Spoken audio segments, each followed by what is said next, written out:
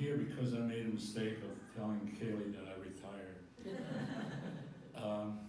She wanted me to talk about my professional career, the lessons I've learned. And I've heard talks like this before. It's really a killer topic. Usually puts everybody to sleep in about 3 minutes. But Shannon was more convincing, so she got me to take a little different look, looking back at almost 50 years. And I've always felt like I made all the right decisions, master of my destiny, and occasionally I've been accused of being a control freak. And in this room, I'm sure I'm not alone. So when I look back, it's very interesting that there are many people who are already positioned along your way, and there are many events that are already set in motion long before you get there. Some of these were before I was even born. So I'm going to be telling you some stories. They're all factual, and they may seem disconnected, but if you don't run out for coffee, you'll find out they'll always come back together and tell us the story. So I'm going to go way back and talk about people and events that transported a 10-year-old boy from Shanghai to Seattle. For Nick, that's about 5,000 nautical miles. That's a family portrait done around the end of World War II. And it's my parents standing in the back. It's my great-grandmother seated, holding my brother Jack. My sister to her right, and that's me. And that's obviously a pre-op shot of someone who needs otoplasty badly. So in 1918, the H1N1 virus, which is still, as you know, hanging around, caused a global pandemic. It killed more than 50 million people. My father was orphaned at age 16. He wanted to be a doctor, but the family fortune was tied up in textile.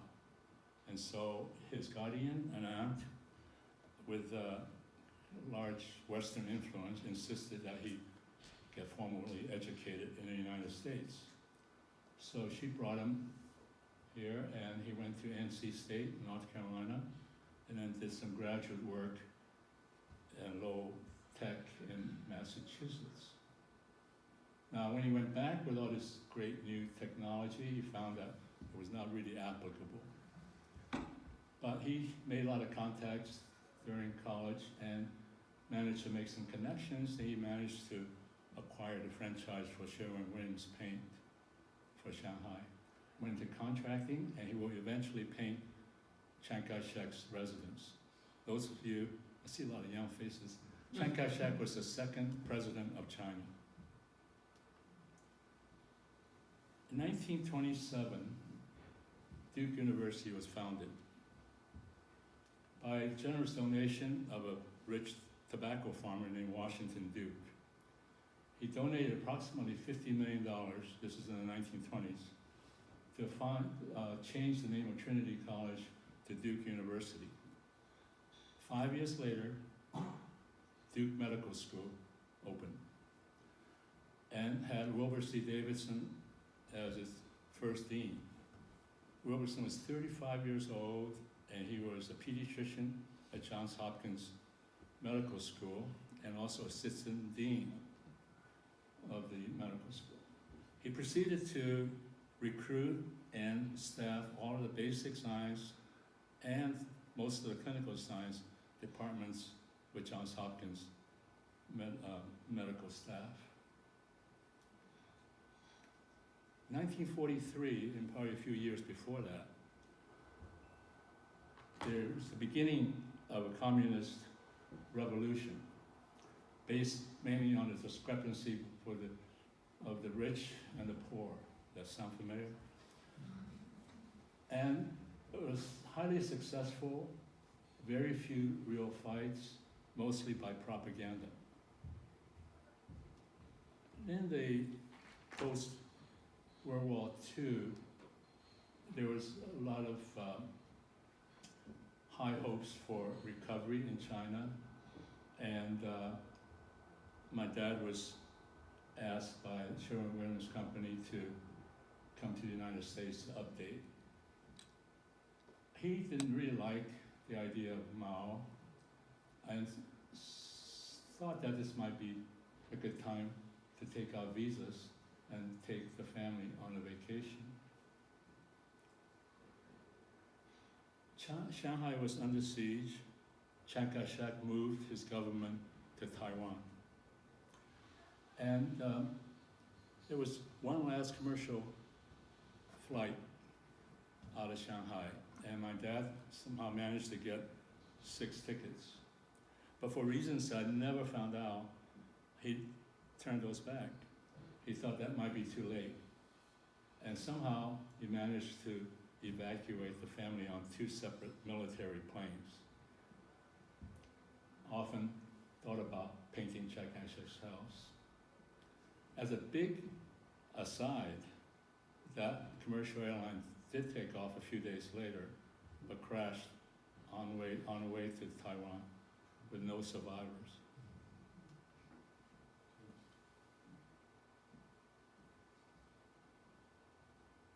I think we skipped something.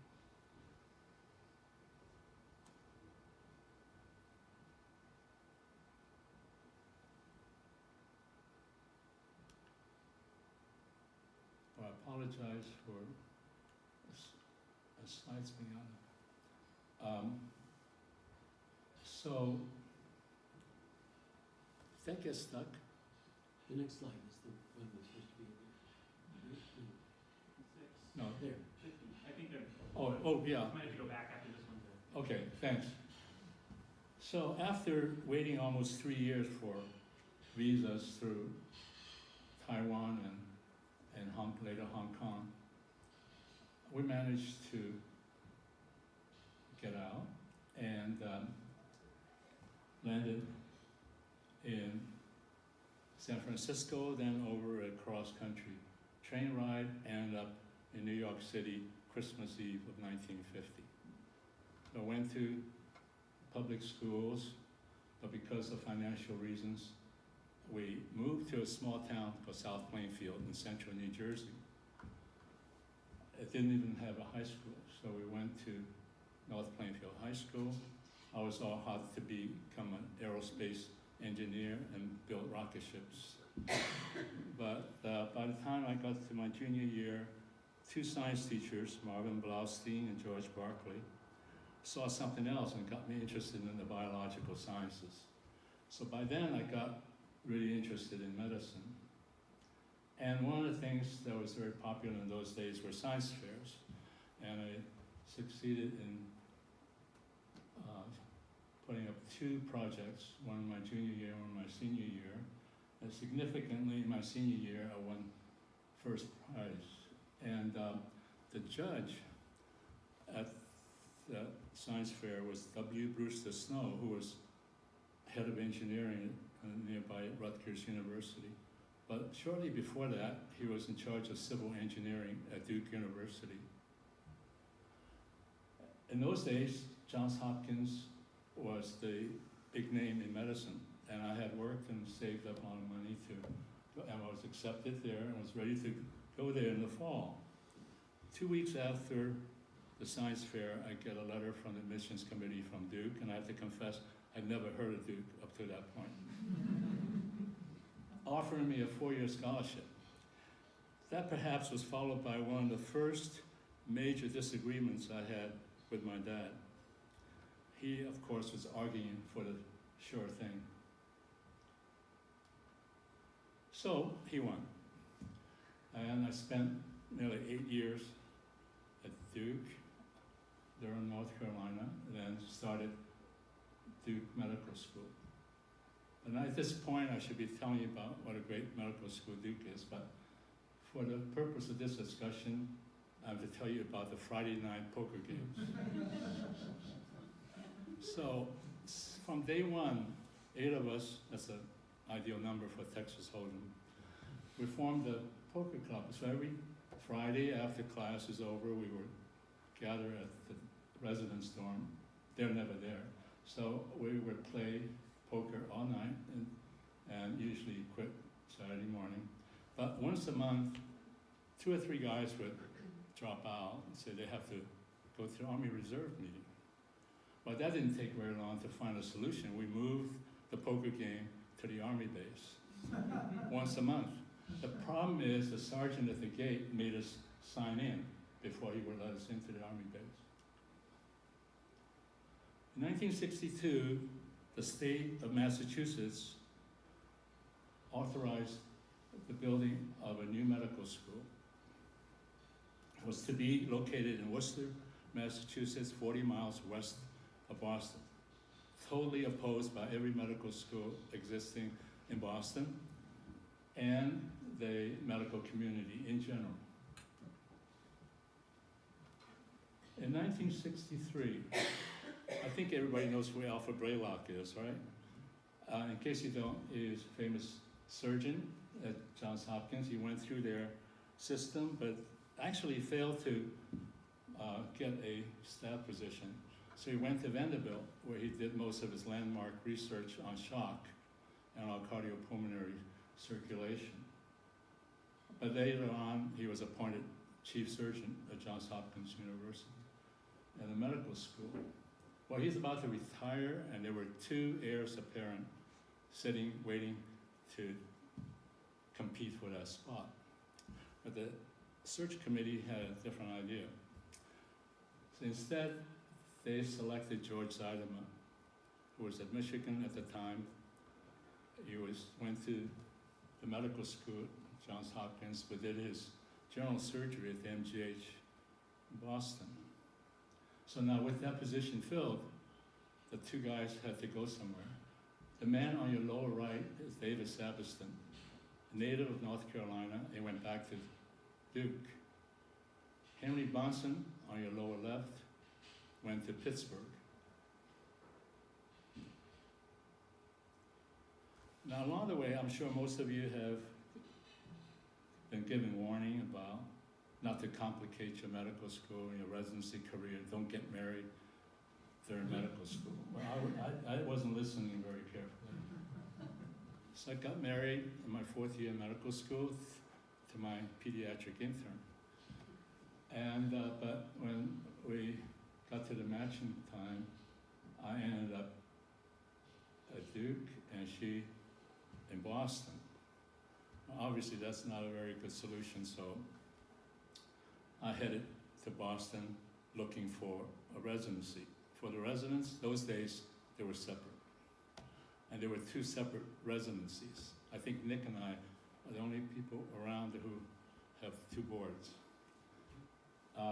So I went up. There were 3 places available, a Tufts service at Boston City, and 2 Harvard programs, one at the Brigham and one at the MGH. Franny Moore, who's a famous surgical physiologist at the Brigham, interviewed me through a ham sandwich, said how good my record was, but he only took Harvard boards. Had a nice interview with Paul Russell at the MGH. He said he would let me know. He had other people to interview. And Ralph Ederling at Boston City pretty much assured me that I would have the place if I ranked him high. I really like the MGH, as Nick will tell you. Those who've been there, it's a special place. So, what would you do? Well, I was very naive, stupid, or both. So I called Dr. Russell up. John Holman's distinguished professor of surgery, Harvard Medical School, and chief of surgery, MGH. We had a nice chat. He remembered me. I told him my situation, that I could go to Boston City, but I really wanted to go to MGH. And we had a nice talk. He said, I'll see what I could do. The next day, I got a telegram. For the residents, that's a telegram. Wait a second. That thing is a telegram. It's kind of the forefather of the fax machine. It's a teletype machine. The message comes down on tape, they paste it on a piece of paper, fold it, and put in an envelope, and it's delivered by messenger. And anyway, it says, I've been accepted. So, Nick's shaking his head, that'll never happen in real life, but it did. So I was totally, My story was the same. I'm sorry? My story was the same. Okay. I was elated. I was walking down to the mailbox in the basement of Duke Medical School, and the first letter I opened started with greetings from the President of the United States. Now I know there's no more draft right now, but usually it's followed by report for whatever city if you qualify. If you don't have a bone spur in your foot, you gotta do something. Or if you defer for some reason. Remember those poker games? By then, we've been going to reserve meetings for 2 years. And I'm now in the Army Reserve. So, general surgery residency, the MGH. Again, I didn't know anything better. Since my interest was in the heart, I thought I'm going to be a cardiac surgeon. I worked with a bunch of cardiac surgeons at the Mass General, except for one or two exceptions. I looked at them and I said, that's not really me. And I got to meet John Constable and Brad Cannon. And they totally changed my view. And I wanted to be a plastic surgeon, but there were no residencies at the Mass General. It would not be one for at least 3 more years. So at that time, I went for the best place that I heard of, Pittsburgh. And John Constable and I had a very special relationship, and I was going to go back and join him in practice. Now, what's waiting for me in Pittsburgh? It's the Division of Plastic Surgery, which is not academic. It's run by William L. White, affectionately known as Willie, and 4 of the plastic surgeons in private practice. Remember Henry Bonson? He's now chief of surgery, and he wants a full-time division chief. Well, the 2 years go very fast, and we were back, and then it was John Remensnyder and Jerry Austin. And so the deal is, I would go back, but I would spend majority of my time in the lab. There was no residency, and I would have 1 operating day a week. And I thought I was too young to die as a plastic surgeon. I needed to make sure that you could teach, but you still need to know what to do. And so I went back to Pittsburgh and told Willie what happened. Now Willie offered me 2 other choices. I could go back to the MGH and be in the academic track, but operate 1 day a week. Or Willie said he would step down and I could be the first chief of the division, but I'd be working for Henry Bonson. Or I could join him in practice. Which one do you think I took? I took the last. I would be between him and Bonson my whole life. Interestingly, after about 1 year in Pittsburgh, the medical school that was authorized by the state legislature in Massachusetts finally is being built, and they were recruiting. Anyway, make a long story short, I was appointed chairman of the division, but I didn't know what I was going to run into. It was one of the worst town gown situations I've ever known. It turns out the senior most plastic surgeon in town and the rest of his colleagues thought it would be natural that he would be the first division chief at the medical school when it came, and it was not going to be some guy from Pittsburgh. So it took a long time to quiet down the crowd, and it took 2 or 3 years for the school to be finished. So we finally moved in 1974. But the main reason I took that job is because of Brownie Wheeler, who is a Harvard graduate that is training at the Brigham and had a vision for the school and the department.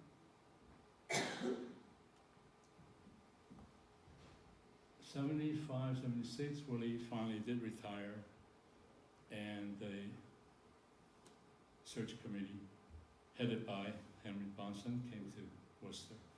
By then, I was heavily involved and I was committed to what we were doing in Worcester.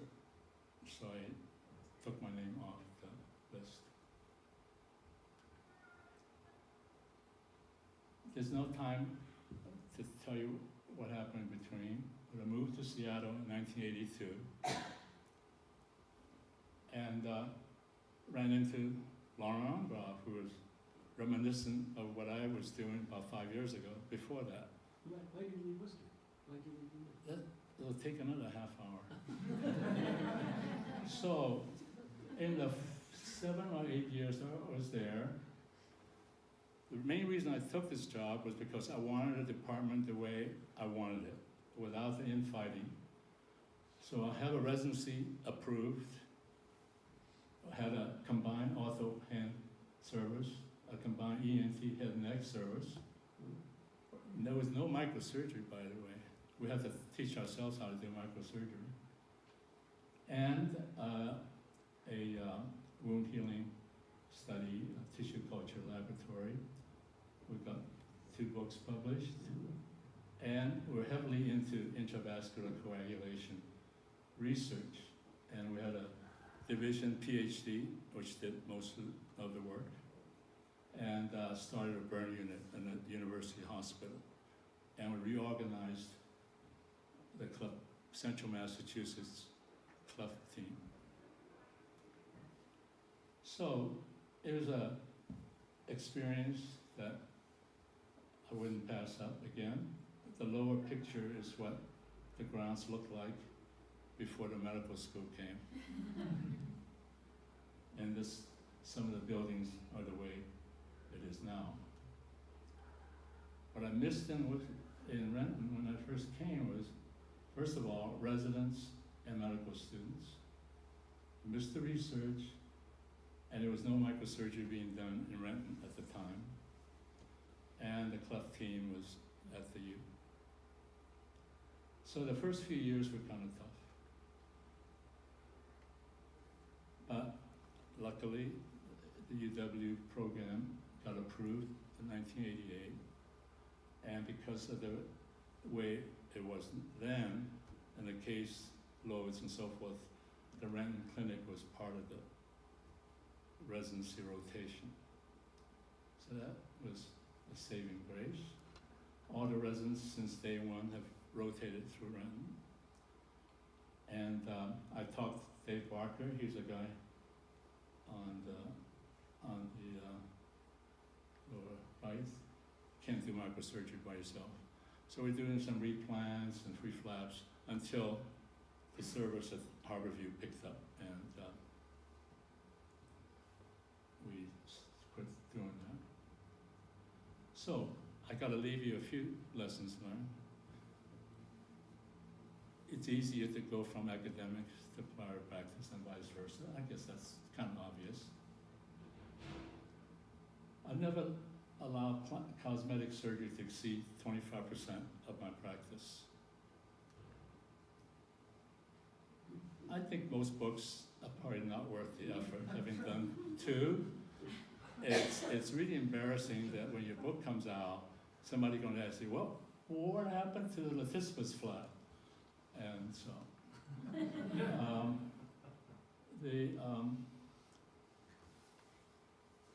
you could do research, you could do clinical research, but don't kid yourself that you're going to be a world-class basic scientist and be a full-time clinician at the same time. It's not possible.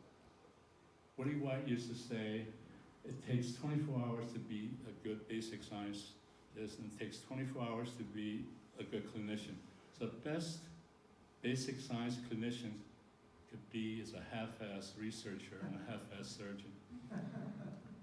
And as always, the best, most satisfying part about practice is giving back, which includes teaching residents and volunteering on mission trips. And so, what guided my journey? Luck, a lot of hard work, and a bit of serendipity. Thank you.